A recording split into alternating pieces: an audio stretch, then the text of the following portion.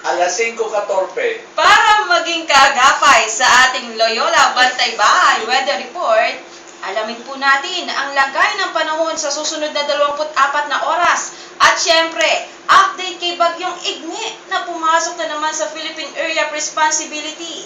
Sa pamamagitan po ng kaibigan natin mula sa Pag-asa DOST, narito po si Samuel Dorana.